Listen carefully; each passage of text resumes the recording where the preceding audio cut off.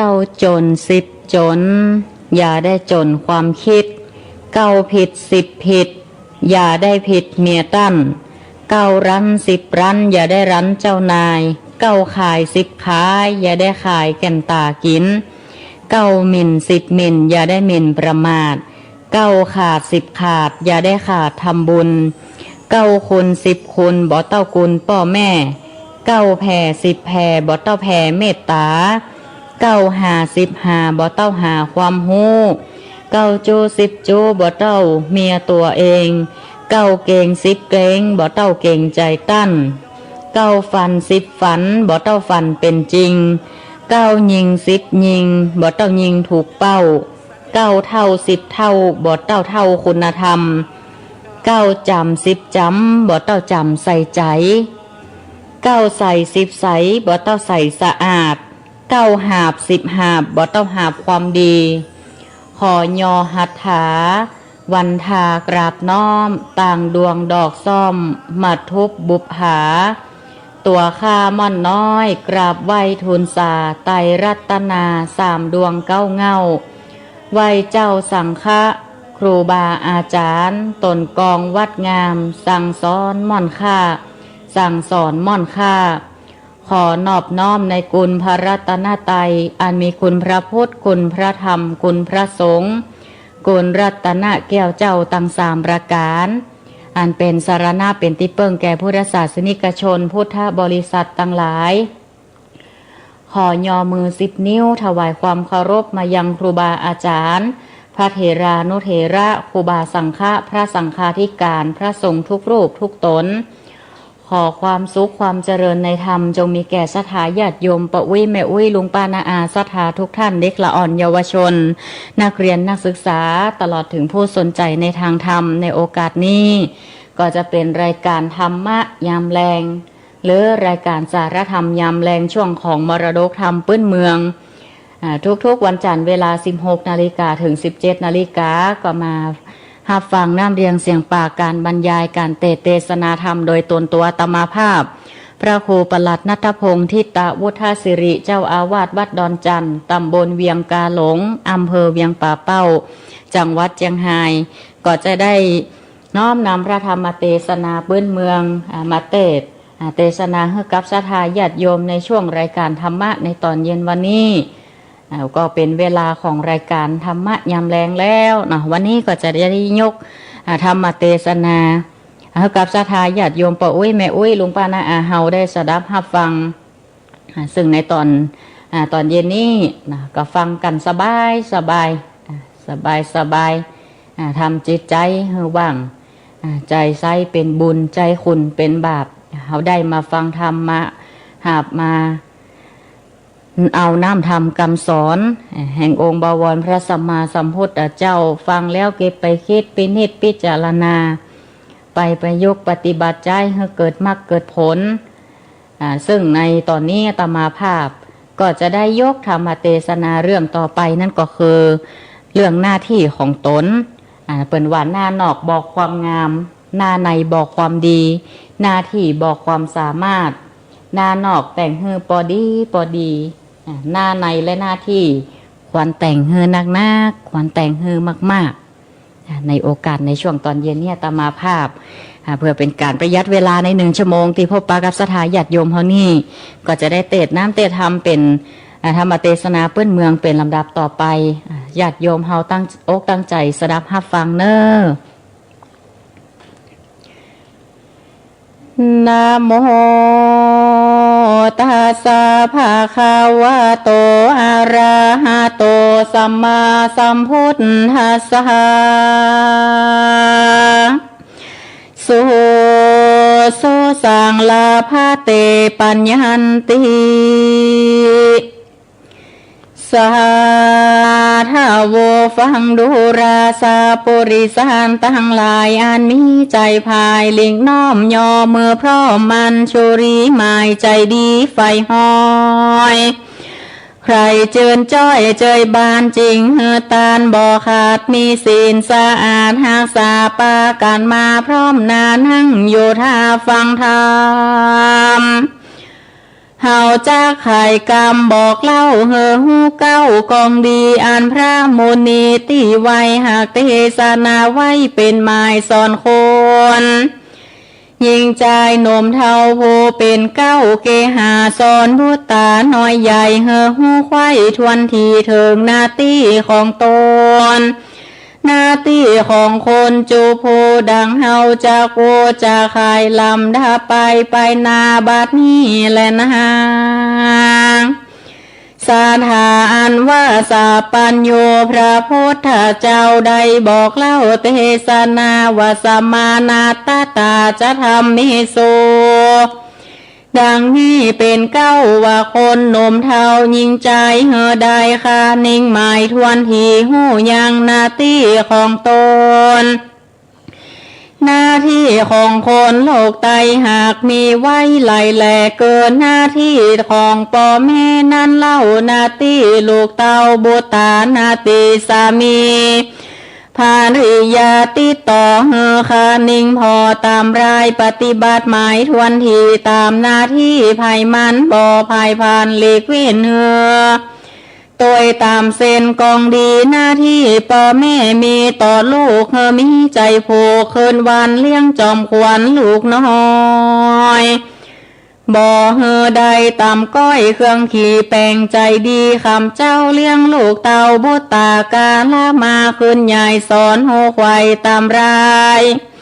กองวาดลายโจสิงเฮอหูยิ่งตามกองบ่เฮอลูกปองตั้งบาปอันกระยาบหัวด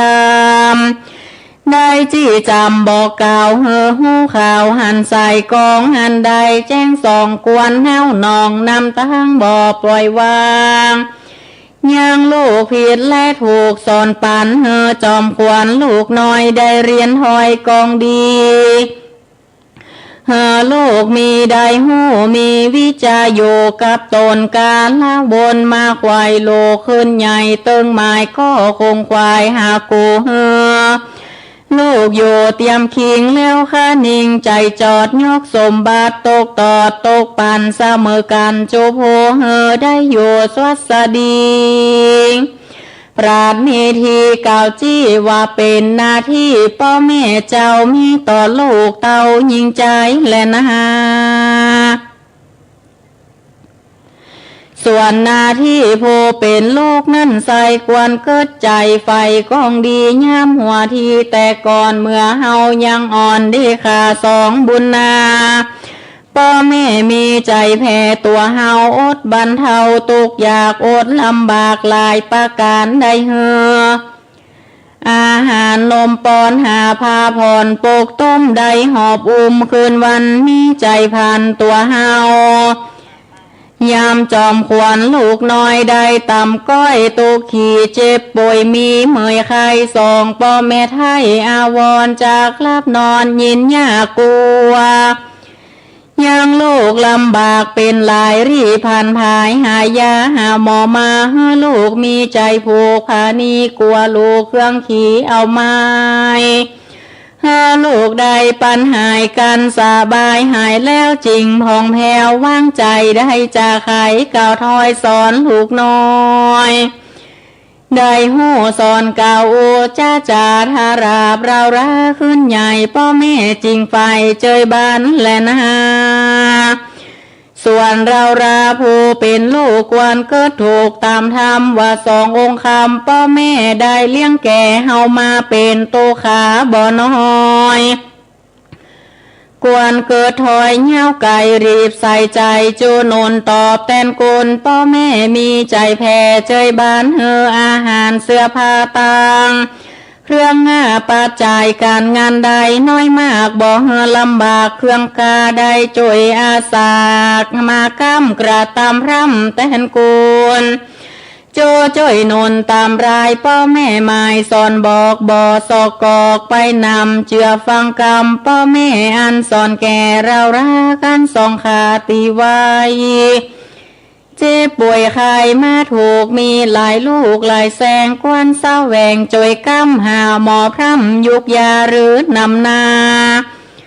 เฮ มาบีบนวด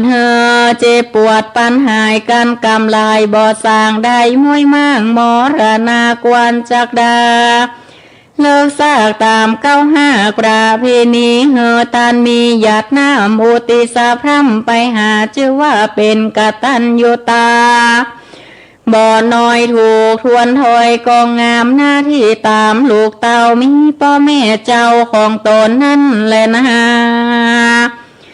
หน้าที่ของสามีการนั้นเล่าอันจักมีต่อนอนเนาภริยามีนานะหลายหลากจุมป่อบ้านตั้งหลาย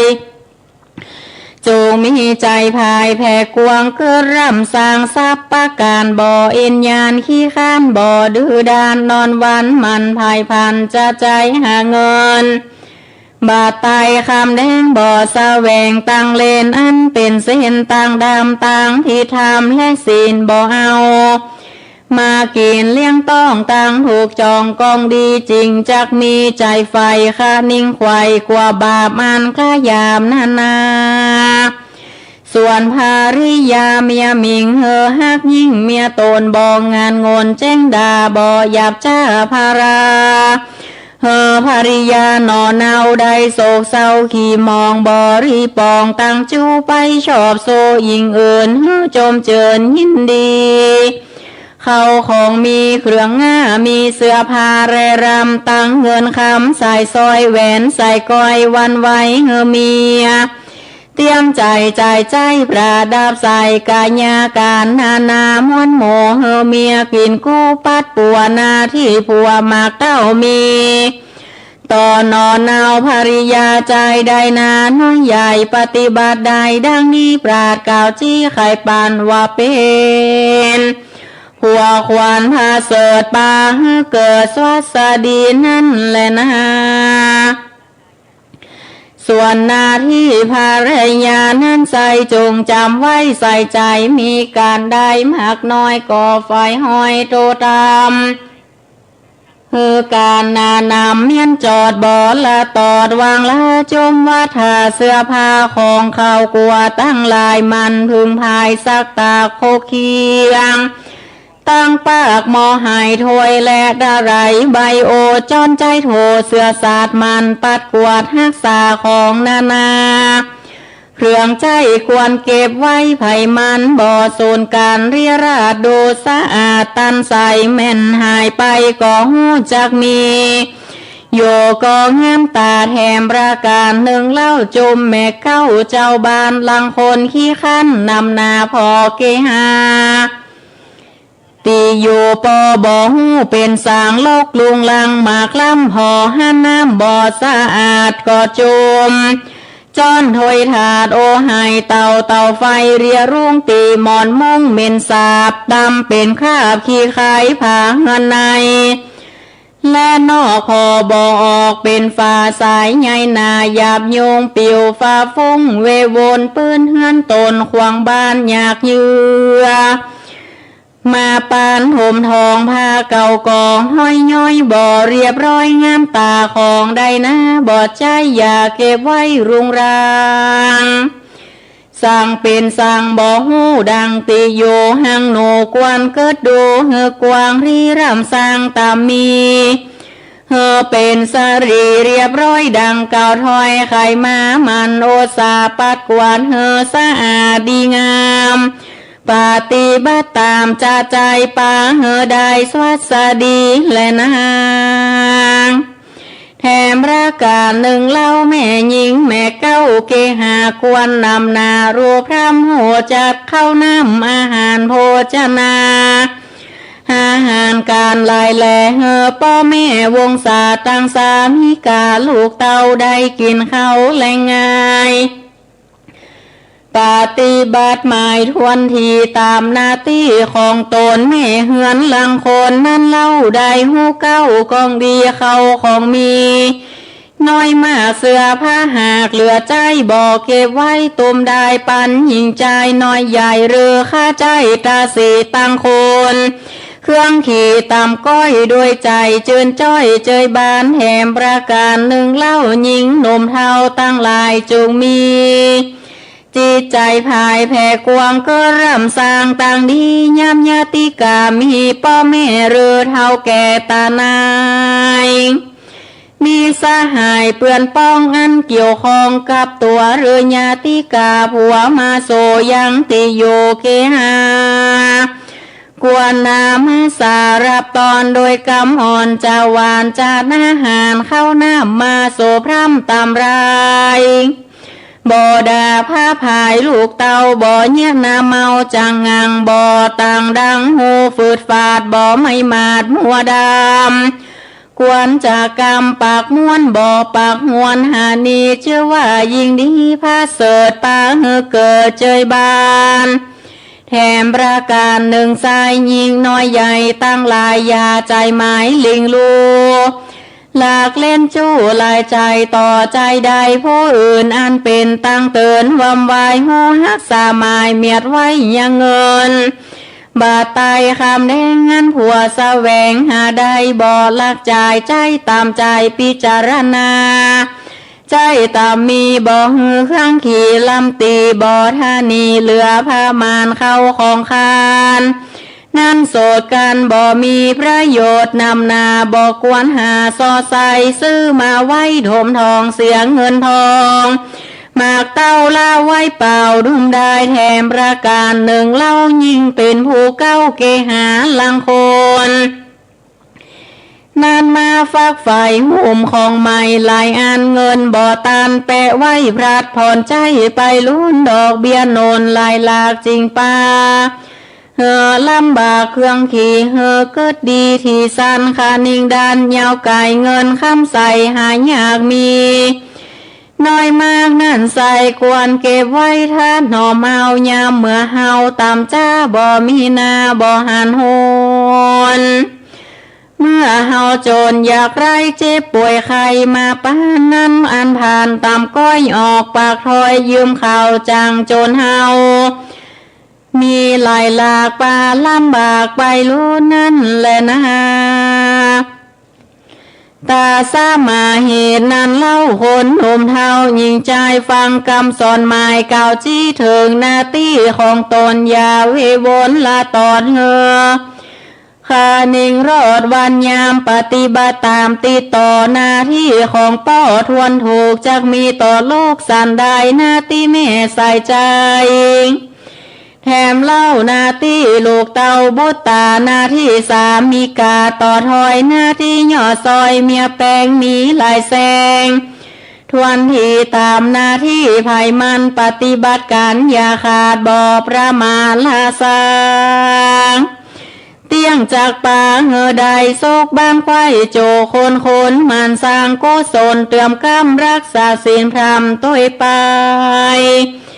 จากเป็นปัจจัยจองหอยใดเจิญจ้อยเจยบานย้ำอยู่สงสารลูกลาก็บ่ตามจ้าเครื่องกาการยามมรณามวยมั่งจากโลกกวางเมืองโคนย่อมเอาตนไปเกิดตีพาเสดกาเสมสิงได้สวัสดีบ่ขาดในห้องพระศาสตร์เมืองบนก็ย้อนบุญตนได้สร้างดังเก่าอ้างใครมาก็มีแลนามีที่ตั้งขีญาสั่งวันนาวิเศษจาห้องเหตุหน้าที่ของตนก็บังคมสมเรเสร็จแล้วเต้านี้ก่อนแล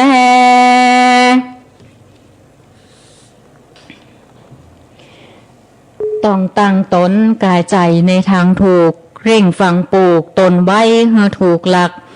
เมื่อตัวตนยังมีเป็นที่รักก็ตั้งตนชอบให้ไว้ควรพิทักษ์ให้งามตามเวลาสำหรับพระธรรมเทศนาปื้นเมืองเรื่องหน้าที่ของตนตามดังเตียตมาภาพได้กล่าวเอาเป็นภาษิตข้างต้นตีได้กล่าวเอาไว้ว่าหน้านอกบอกความงามหน้าในบอกความดีหน้าตีบอกความสามารถหน้านอกเขาแต่งฮือหมกปอดีสถาญาติโยม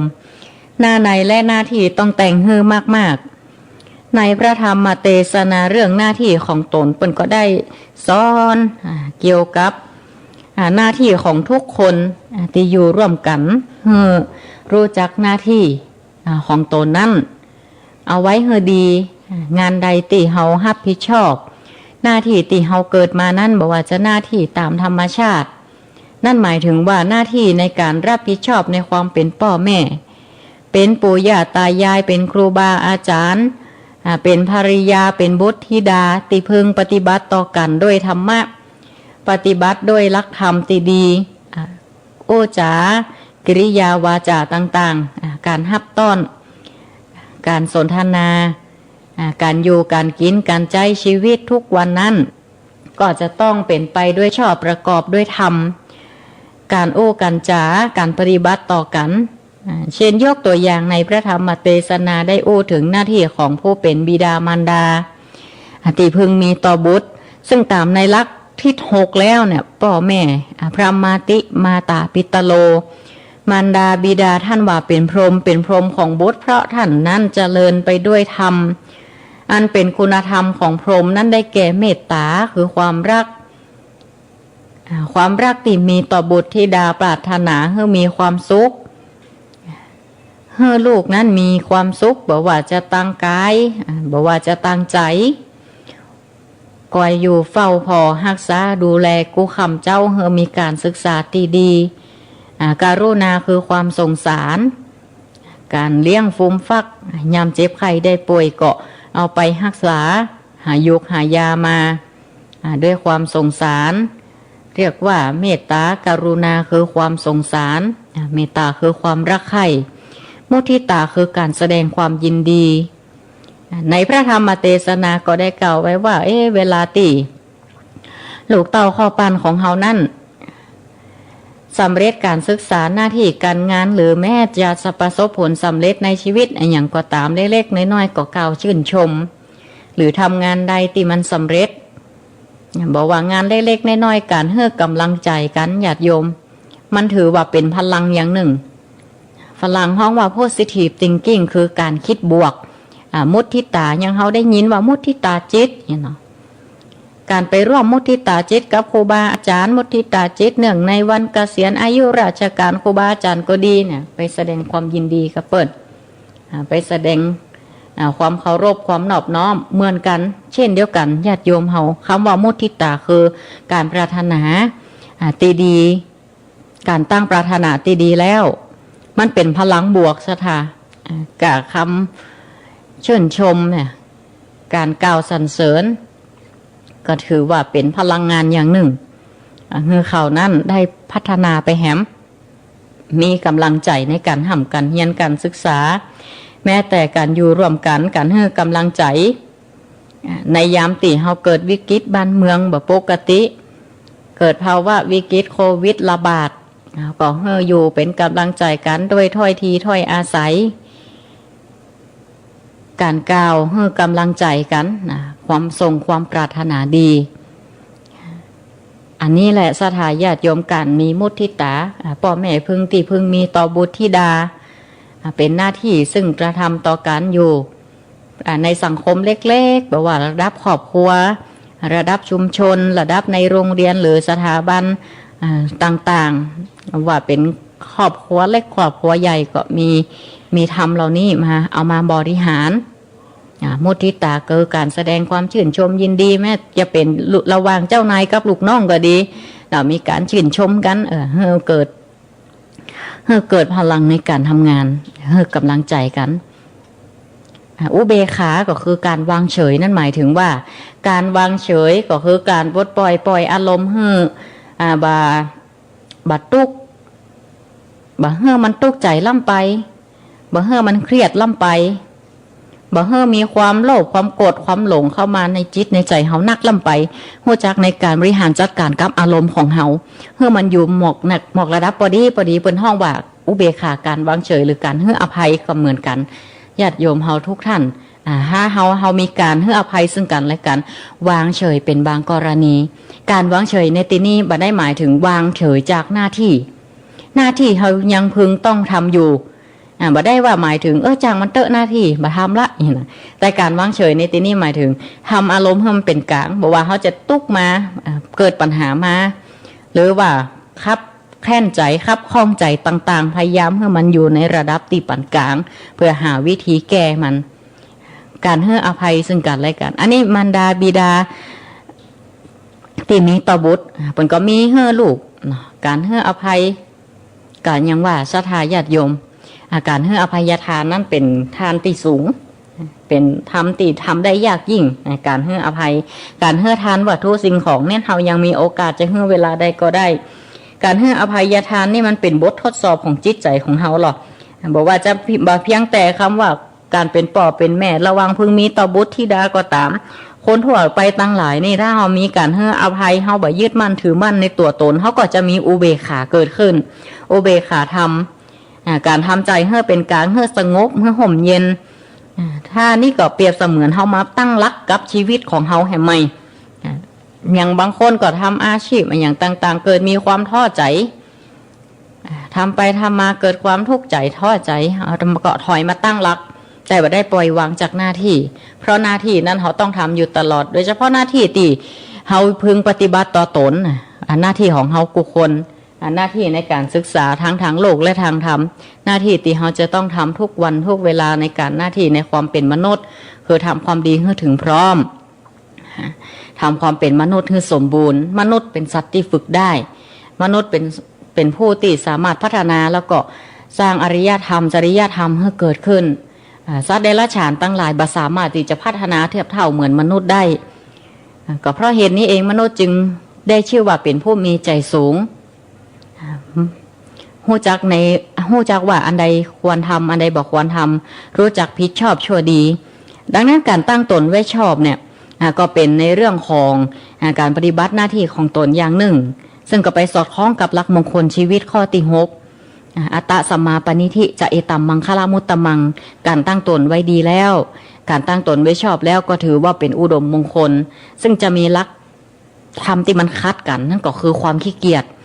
ความขี้เกียจท่านว่าจัดเป็นอบายมุขนั่นก็คือหนทางแห่งความเสื่อมในอบายมุข6มีต้นว่าดื่มน้ำเมาเที่ยวกลางคืนเที่ยวดูการละเล่นการพนันคบคนชั่วเป็นมิตรใต้ที่สุดก็คือขี้ข้านบ้านเฮาห้องขี้ข้านมันห้องว่าขี้เกียจสันหลังยาวนี่เนาะ ถ้าขี้ข้านเป็นว่ามันเป็นอบายมุขก็คือเป็นหนทางในความบ่เจริญมันมีการพัฒนาตั้งสติปัญญาตึงกำลังกายกำลังใจบ้านเฮาก็ห้องว่าขี้ข้านนั่นเองคือบ่ฮู้จักหน้าที่ของตนตีจะต้องปฏิบัติเหมือนบาลีคำย่อสั้นๆท่านเอากล่าวเอาไว้ว่าคนที่มีอายุเป็นพันปีเนี่ย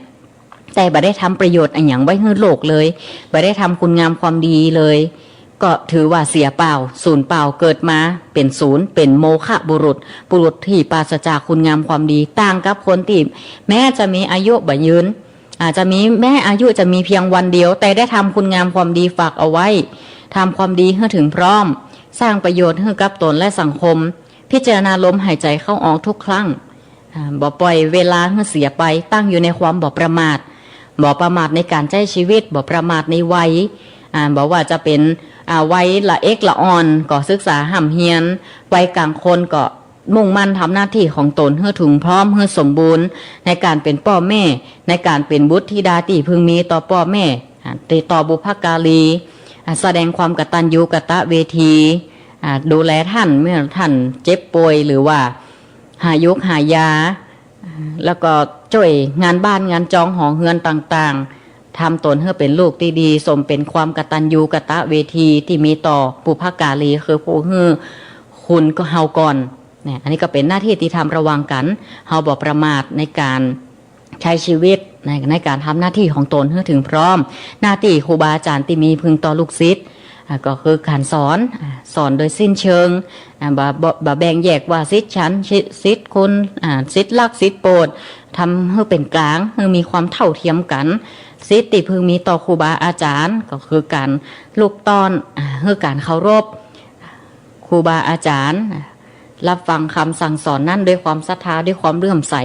ทั้งต่อหน้าและรับหลังมีความจริงใจทุกครั้งอันนี้เรียกว่าลูกศิษย์พึงมีต่อครูบาอาจารย์เจ้านายที่พึงมีต่อ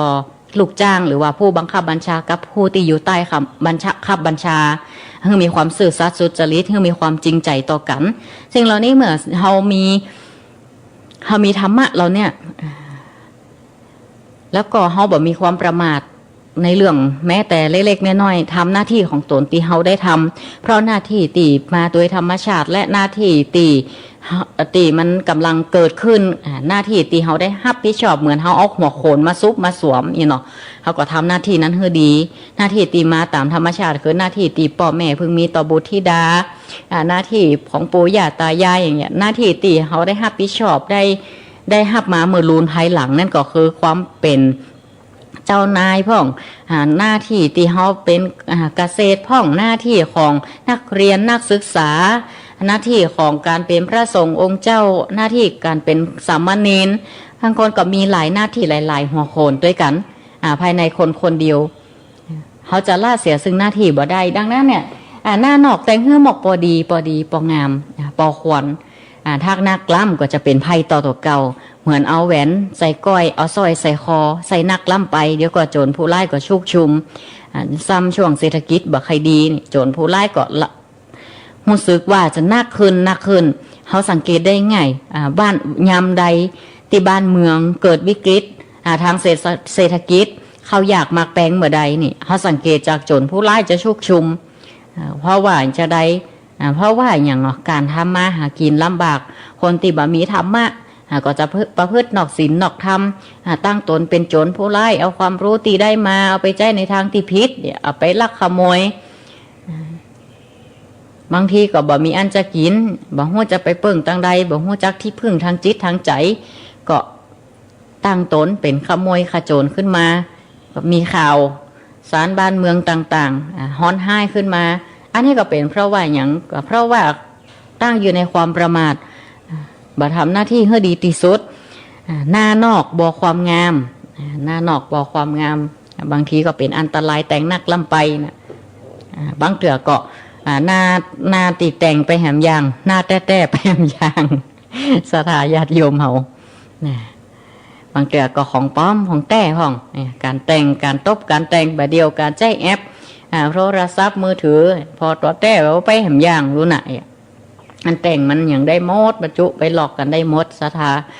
ยุคนี้สมัยนี้ถ้าเรายังตั้งอยู่ในความประมาทเราก็ลงไปตามโลกกระแสโลกาภิวัตน์โลกตีเกี่ยวกับนวัตกรรมถ้าเรายกเอาวัตถุต่างๆเหนือคุณธรรมศีลธรรมมันก็จะเกิดปัญหาบ้านเมืองก็จะห้อนจะให้คนก็จะบอกหู้หน้าที่ของตนเองใครจะคิดจะทำยังก็ทำถ้าขาดศีลธรรมแล้วเป็นเครื่องร้อยรัดเป็นเครื่องผูกเอาไว้แล้วเนี่ยก็จะประมาทในการใช้ชีวิตความเกียจคร้านก็ท่านว่าถือว่าเป็นความประมาทอย่างหนึ่งเป็นอริกับเกี่ยวกับลักมงคลเพราะว่าเป็นอบายมุขก็เปิดก็ถึงแปลความหมายตรงตัวว่าเป็นทางแห่งความเสื่อมถ้าลักมงคลแปลว่าทางแห่งความเจริญก็คือการตั้งตนไว้ชอบเป็นหนึ่งในมงคล38ประการจัดว่าเป็นมงคลที่6การตั้งตนไว้ชอบรู้จักหน้าที่ของตนหน้าที่ของศรัทธาญาติโยมเฮากูคนการหน้าที่ที่เฮาได้รับผิดชอบต่อบุคคลในครอบครัวของเฮาแล้วการพบปะกันการญาติพี่น้อง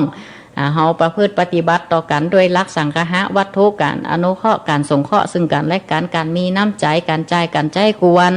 การอยู่การกินก็อยู่ตามถ้อยทีถ้อยอาศัยยามได้ตกยากลำบากเขาก็ช่วยเหลือกันตามที่กำลังเขาจะทำได้อันนี้เรียกว่าการทำหน้าที่ในการอยู่ร่วมกันและหน้าที่ทางธรรมนั้นเขาจะละบ่ได้ทุกวัยบอกว่าจะวัยละอ่อนวัยกลางคนทำความมั่นคงในหน้าที่การงานในครอบครัวระวังการเป็นสามีภรรยาก็บ่นอกใจกันมีความสื่อสัตย์สุจริตช่วยกันตามคาถาหัวใจนักปราชญ์อุอากาสะอุทานะสัมปทาถึงพร้อมด้วยการสรรหาทรัพย์หรือว่าถึงพร้อมด้วยการขยันมันเพียรอุอากาสะทำหน้าที่เก็บหอมรอมริบบ่ใจใจสุลุยสุล่ายบ่ฟุ่มเฟือยล่ำไปยิ่งในยุคปัจจุบันข้าวยากมากแพงเศรษฐกิจก็บ่ค่อยดีโรคก็ระบาดโควิดก็มาศรัทธาก็ต้องรู้จักอันใดควรเก็บหอมรอมริบก็จะเป็นข้อที่2นั่นก็คือหัวใจเศรษฐีข้อ2อารักขสัมปทาเขาต้องเก็บเอาไว้ตัวยามฉุกเฉินตัวยามเจ็บไข้ได้ป่วย สามีภรรยาอยู่ด้วยกันช่วยกันเก็บกันหอมในครอบครัวบอกว่าจะเป็นละเอกละอ่อนอยู่ร่วมกันรู้จักการเก็บออมปีมีนิสัยรักกันออมตั้งแต่น้อยสอนให้เขารู้จักการเก็บรักษาทรัพย์เอาไว้เอาไว้ใช้จ่ายยามจำเป็นเอาไว้ในชีวิตประจำวันหรือเอาไว้เพื่อตอบแทนคุณบิดามารดาหรือว่าการทำประโยชน์ต่างๆการทำบุญสุนทานกะนี่ก็หมายถึงกัลยาณมิตรตาคือข้อ3ของหัวใจเศรษฐี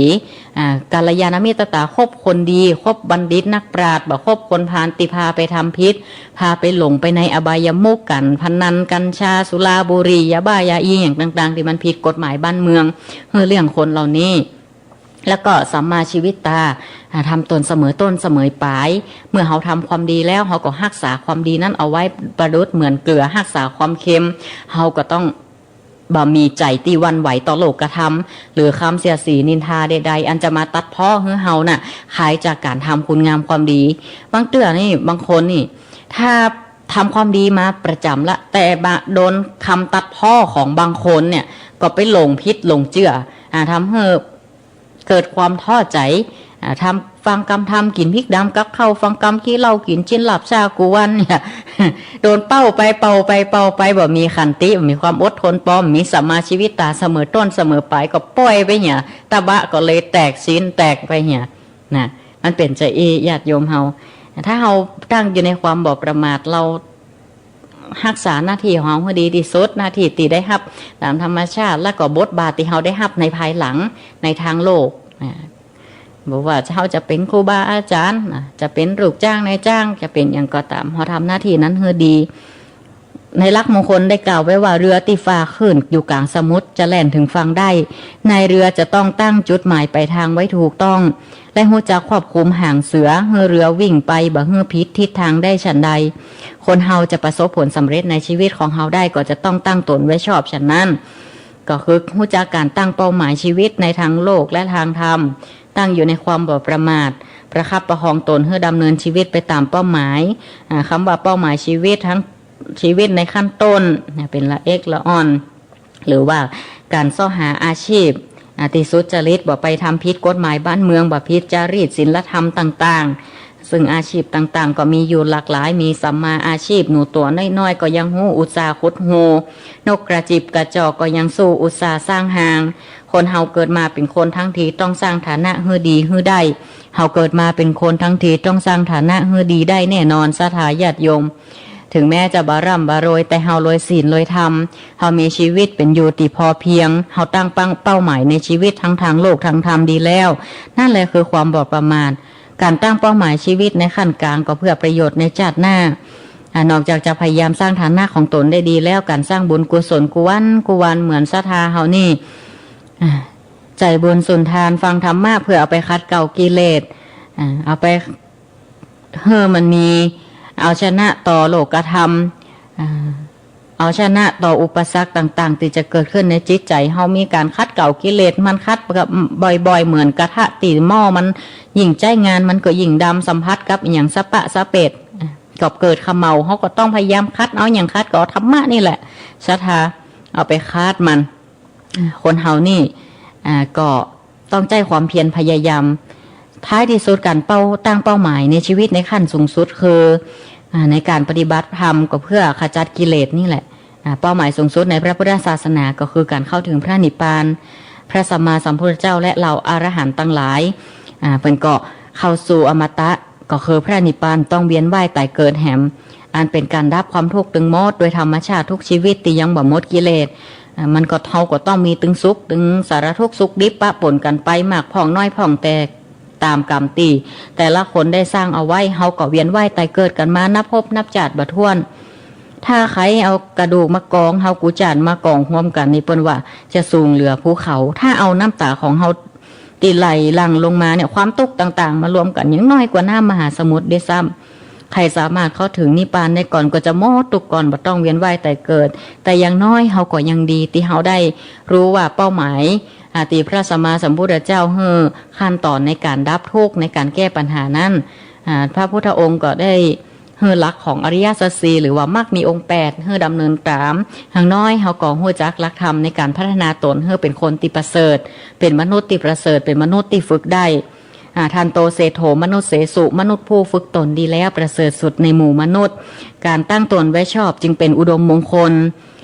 เป็นท่าผู้ที่ปรารถนาความดีงามและความสำเร็จบ่ว่าจะชาตินี้จะหน้าหรืออนาคตของเฮา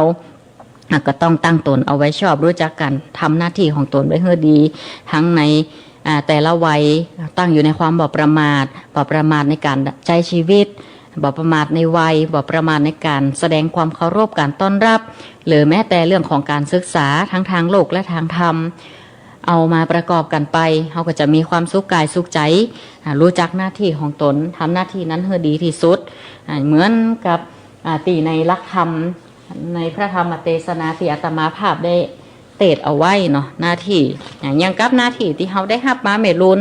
หน้าที่ตามทั้งโลกเช่นการเป็นโปก้าแมก้าก็อู้หม่อนจาวันมีสัมมาวาจามีความสื่อสัตย์สุจริตทำหน้าที่ให้ดีที่สุดนะอันเนี้ยสถา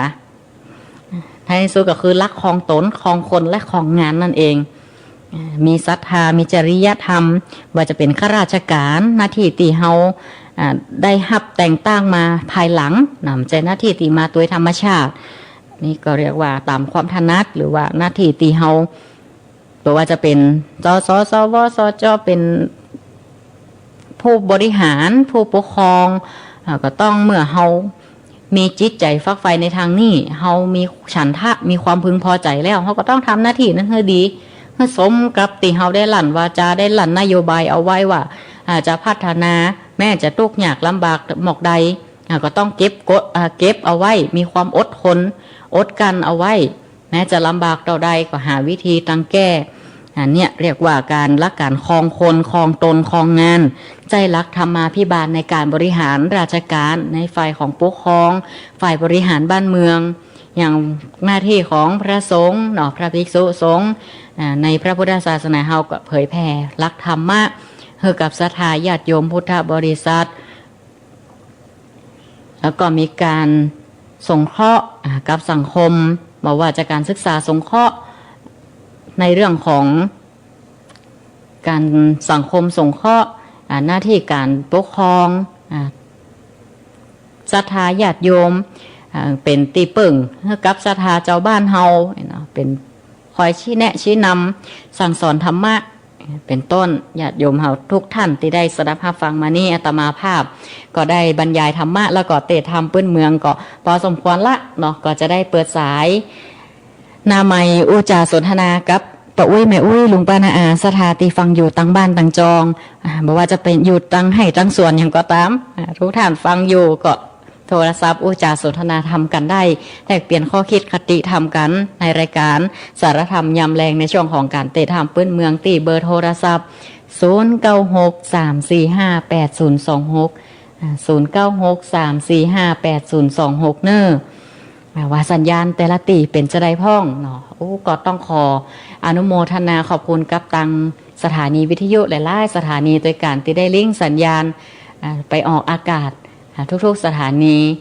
ที่ได้ลิงก์สัญญาณไปตอนนี้ก็จัดอยู่ที่วัดดอนจันทร์ตำบลเวียงกาหลงอำเภอเวียงป่าเป้าจังหวัดเชียงรายจัดอยู่ที่เวียงป่าเป้าบอกว่าแต่ละติจะชัดเจนกันก่อก็ว่าจะได้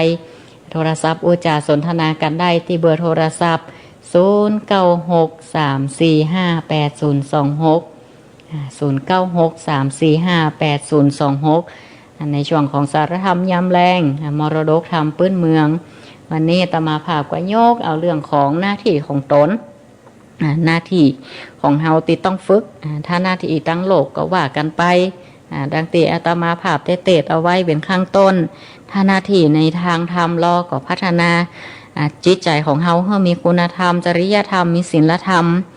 ผู้มีศรัทธาก็หมายถึงผู้ที่รู้จักศรัทธาบุคคลปฏิบัติตามความศรัทธาบ่ลุ่มหลงบ่งมงายโดยการนำธรรมะเอาไปใจให้เกิดตัวปัญญาตามหลักของไตรสิกขาคือศีลข้อปฏิบัติเพื่อรักษาอาการกายวาจาให้ปกติสมาธิรักษาจิตใจให้ตั้งมั่นและท้ายที่สุดคือปัญญาความรู้รอบรู้ทั่วในธรรมทั้งหลายรู้ผิดชอบชั่วดีรู้รักธรรมเพื่อขจัดกิเลสให้หมดไป เจริญปอนธรรมะสวัสดีเนอแม่ไว้สาเจ้าแม่อยู่ประแดดนะเจ้าป่าแดดนอชื่อว่าโยมแม่ย่างแม่นอนประแดดในเมืองเชียงใหม่นะเจ้าป่าแดดในเมืองชัดเจนเนอวันนี้ชัดเจนดีเจ้าธรรมะก็ชัดเจนดีชัดเจนดีเนอฟังเข้าใจดีเนาะจะเข้าใจดีเจ้าไม่เอาไว้ใจกับชีวิตประจำวันเนาะแม่นละบางเตือเขาก็โยกสถานการณ์ปัจจุบันเอามาเข้ากับหลักธรรมธรรมะพระพุทธเจ้านี่ทันสมัยอยู่เสมอเรื่องของตั้งอยู่เกิดขึ้นตั้งอยู่ดับไปนี่เนาะทุกสถานการณ์ให้เรามีสติตั้งมั่นบ่ประมาทนั่นเองอนุโมทนาเนอโยมแม่สาธุสาธุเจริญปอนธรรมะสวัสดีสายต่อไป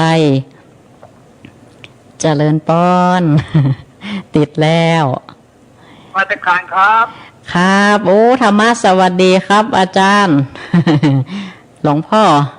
ชัดเจนนะครับวันนี้ได้ยินไหมได้ยินครับชัดเจนนะฮัลโหลครับเจริญธรรมะสวัสดีครับเนี่ยตัวปัญญารัตพงศ์นี่เก่งเนาะสุดยอดเลยว่ะเก่งมากเลยอ๋อขอบคุณครับก็ฝึกไปเรียนหรือเปล่านะโอ้ไม่ได้ไปเรียนครับไปเรียนยังไม่ได้สอบไม่ได้ไปเรียนจะเรียนครั้งหนึ่งแล้วครับเก่งมากจริงๆว่าเก่งกว่าพ่อไม่มีไปเรียนนะครับโอ้พ่อโตไม่มีไปเรียนเนาะครับแค่นี้ก็ใหญ่แล้วครับขอบคุณครับขอบคุณมากๆครับที่ติชมครับในรายการเนาะครับหลวงพ่อขอบคุณหลวงพ่อมากๆครับที่โทรมาให้กำลังใจครับครับสวัสดีครับอ้าวธรรมะสวัสดีสายต่อไปเนอะมาจากเจ้าเจริญปอนเดี๋ยวแม่จากตังได้จากบ้านสัตว์ประแดงกับบุญแม่สูนนตัวฝางเจ้าโอ้ตังฝั่งชัดเจนเนาะชัดเจนนี่เจ้าฟังธรรมวันนี้เป็นจะได้พ่องโอ้อันท่านพระครูสอนไม่เคยอย่างที่ไอ้คนถ้าบอกมันขี้ค้านมันก็อย่างนั้นกันนะนะคะโอ้ฟังก็วันจันทร์เนอะโยมแม่อนุโมทนาเนอะเจริญปอนอนุโมทนาอ้าวเดี๋ยวสายต่อไปเนาะอนุโมทนาติดตามรับฟังเจริญปอนสายต่อไปธรรมะสวัสดีเนอะเจ้ากะไว้สาเจ้าธรรมครูเจ้าเจริญปอนแม่ฟังอยู่เนอะเจ้าเดี๋ยวแม่ฟังจากตีนายจากปะบงเมืองฝางเจ้าโอ้ปะบงเมืองฝางชัดเจนดีเนาะเจ้าชัดเจนดีเจ้าฟังจากขึ้น100.25เนาะโยมแม่เนาะพระบาทอุดมพระบาทอุดมเจ้าโอ้วันหน้าก่อนรอโควิดไอ้อย่างไม่วันหน้าจะไปเอวต่างอำเภอฝางอนุโมทนาสาธุเหมือนกันสาธาเฮาก็รักษาสุขภาพกันตัวโควิดมันก็ยังบ่หายกำเตื้อเศรษฐกิจก็ยังว่าเจริญปอนธรรมะสวัสดี0963458026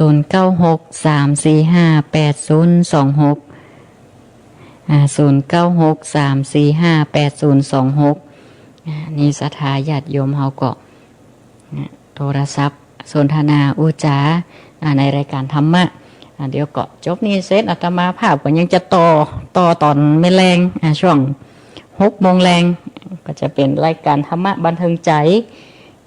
แต่ละหน้าที่เนาะศรัทธาอย่างหน้าที่ของศรัทธาญาติโยมการเป็นเกษตรการเป็นเจ้าไห่เจ้าสวนเจ้านาบางเถื่อมันก็มีบททดสอบหลายอย่างอย่างปีนี้เนาะโอ้ราคาลำไยก็การส่งออกก็บอกค่อยดีเต่าตีควร ก็ต้องธรรมดาเนาะก็น่าหันใจกับศรัทธาเฮาการเกษตรต่างๆทั้งตีอย่างการปลูกข้าวการทำไห่ทำนาทั้งตีเป็นกระดูกสันหลังของชาติแต้ๆมาพิจารณาโอ้ก็เป็นอินโดปออุ้ยแม่อุ้ยญาติโยมเฮา ตีทำการทำนาทั้งตีรอเลี้ยงคนตึงหมดนะตึงประเทศคนแล้วก็ส่งไปออกไปแหมแต่ก็ราคาเข้าก็ยังบัดเต่าใดเตื้อการช่วยเหลืออย่างหลายๆอย่างก็ยังบัดทั่วถึงก็อาศัยน้ำอดน้ำทนเอากำลังใจส่งให้กันศรัทธาเฮาเบอร์โทรศัพท์0963458026ในเรื่องของธรรมะแล้วทุกๆวันนะเขาก็ต้องเชิญกับหมู่นี่ปัญหาชีวิตอันนี้นักศรัทธาปัญหาชีวิตนี่หลายอย่างหลายอันบอกว่าจะเป็นตั้งแต่ถ้าเป็นคนขึ้นมานี่นะมันมีสัพพะปัญหาสัพพะทุกข์ทุกข์บ่ได้ดังใจเนาะทุกข์ในแต่ละวัยละเอกละอ่อนทุกข์ให้การขี้เกียจเรียนหนังสือกล้าขี้ข้านกล้านี่ประกอบอาชีพยังนี่เนาะทำงานนักบ่เอาเบาบ่สู้อีนะวันก็รับจ้างแบกหมอนนี่บ่ได้ละเอาหูไปนาเอาตาไปไหลอันนี้ก็บ่สมควรเหมาะบ่ได้ทำหน้าที่ของตนเขาบางคนนี่กำลังบังชาแข็งแรงแต่ไปเสียอนาคตกับยาเสพติดกาไปเสียอนาคตกับอาการเป็นขโมยขโจรเอาความโง่ไปใจในทางที่ผิดนี่ก็เสียได้เนาะบางคนมีแหงกำลังวังชานักบางคนนี่เปิ่นไข่ไปหั่นไปนี่จะทำคุณงามความดีแต่บางทีสังขารก็บ่เอื้ออำนวยมันละมันไม่ดีคนอย่างนะญาติโยมเฮาทุกคนมีดีมีเสียบางเกิดจิตใจหาดีสังขารบ่ดีเหมาะก็ว่ากันไปรักษากันไปแก้กันไปให้มีสติประคับประคองมาญาติโยมลมหายใจเข้าออกท่านเลยว่าเอาลมหายใจนี่แหละเอาปฏิบัติธรรมบ่ต้องไปไกลตัวเฮาพิจารณาทุกลมหายใจเข้าออกของเฮานี่ก็เป็นการปฏิบัติธรรมอย่างหนึ่งแล้วเพราะทุกลมหายใจเข้าออกนะเขาต้องเผชิญอย่างไกลล่าอย่างปะอย่างสปานก่อยตั้งสติแล้วก็แก้กันไปเจริญปอนธรรมะสวัสดีเนอะใช่ค่ะเจ้าท่านพระครูเจริญปอนโยมแม่จากตังได้แม่อยู่บ้านขุนเล้าเจ้าบ้านขุนเล้าเปียงปลาเป้าเฮานี่กะแม่เจ้าโอ้สัญญาณชัดเจนเนาะแม่เนาะเจ้าชัดเจนเลยเจ้าเขตติดต่อก็ชิมโดยนางแก้วนี่แหละเจ้านั่นโอ้เปิดดูต่างไปเนาะภาษีสองเมืองเนาะไปอยู่เจ้าวันนั้นแม่ไปก่อไปจ้ะไปตาบ่ฮู้ท่านพ่อครูตนใดอะเจ้าบ่ฮู้ตนใดตนน้อยละเปิ้นนะแม่มันบ่หันเปิ้นบางโมดตัวน้อยที่กายหน้าแม่เขาหั่นก็น่าจะแม่นเนาะพ่อแม่บ่เคยหันทำเนาะแม่นละตัวน้อยละเปิ้นน่ะแม่นละเด็ดทำหัวดีเจ้าโอ้คนลาวดอกก่อนก็เคยไปเอวมันกะก็จะไปเอวหาตุปิการสักวันก่อนเปิ้นจนทุกการจวนไปอมยังอีวะเข้าอีเนาะป้ากันว่านั่นนะงอมไม่เอวเนออีนะเดี๋ยวสักวันจะไปเอวแม่นัดกับทุกการละทุกการโอ้แม่ก่อนถือเปิ้นเป็นลูกเป็นเต้าเจ้าโอ้ทุกปีนี่โอ้เปิ้นทำเป็นเฮียนตั้งแต่ตะเมินมาละแม่อุปถากกันไปเนาะแม่เนี่ยการพบปะสมณะก็เป็นมงคลดีละแม่บุญกรรมบุญโจเนออนุโมทนาสาธุเจริญปอนธรรมะสวัสดีโอ้บ้านคุณลาวบ้านแม่อย่างฮะแล้วก่อนตมาภาพก็ไปเตะทำฮะน่ะตั้งแต่เป็นสามเณรน้อยเมินละนะมูลอ่อนวันนั้นติดใบเตียวปอกันนี่ถ่ายใจใหญ่กันหมดละบ้านคุณลาวก่อนจะมาผ่าไปเตะงานสลากขั้นเตื่อโอ้ถ้าจับหมอพิษน่าจะอยู่สักม.1 ม.2 นี่แหละม.1 ม.2 กำลังบวชเป็นพระน้อยใหม่อยู่เตะทำงานสลากปีนี้ก็บอกว่าจะได้จัดไม่ได้จัดเนอะสถาเพราะว่าสถานการณ์มันบังคับไฟบังคับถ้าจัดก็จัดได้คนแบบมีการจำกัดคนแหมละก็คงจะเป็นไปตามสถานการณ์มาตรการโควิดการเว้นระยะห่างทางสังคมมาวัดมาว่าก็มีแอลกอฮอล์มีเจลล้างมือบริการศรัทธาหน้ากากอนามัยอย่างนี้เดี๋ยวนี้การดำเนินชีวิตประจำวันของเฮาเลยมีปัจจัยเพิ่มขึ้นมาล่ะ จากปัจจัยสี่เดี๋ยวปัจจัยที่จำเป็นเพิ่มมาแหมละมันจะเป็นเจลล้างมือหน้ากากอนามัยปิดหูทางปิดเหมือนล่ำก็หายใจบ่ใครออกแหมละก็จำเป็นเนาะก็รักษามาตรการสถาเฮาไปทางใดก็มีพยายามมีสติเตือนตนตลอดอาตมาภาพก็เหมือนกันไปไหนพยายามบ่ให้ลืมแอลกอฮอล์ก้าหน้ากากก้าต้องติดตัวละมันเหมือนกับของจำเป็นในการดำเนินชีวิตละแต่ก่อนนี้เฮามองมุมมองนี่มันเปลี่ยนไปตามยุคสมัยแต่หรอแต่ก่อนนี่บางทีนี่คนที่ใส่หน้ากากอนามัยเหมือนคนขี้โลกบัดเดียวซ้ำพอถ้าไข่บะใส่นี่โอ้มีการใส่ตาจับจ้องเหมือนแปลกประหลาดถ้าไปไหนมันใส่หน้ากากกันเนี่ยสถานีคิดมันเปลี่ยนได้ตลอดจิตใจเฮาซ้ำให้กระทบอย่างกระไรอย่างเขาก็อาศัยน้ำทำคำสอนนี่แหละให้มันมาให้ออกนอกลู่นอกทางให้มันอยู่ในพอดีบานหลบกดหลงนักล่ำไปอยู่ในความพอดีก็เพราะธรรมดามนุษย์ปุถุชนคนธรรมดาย่อมมี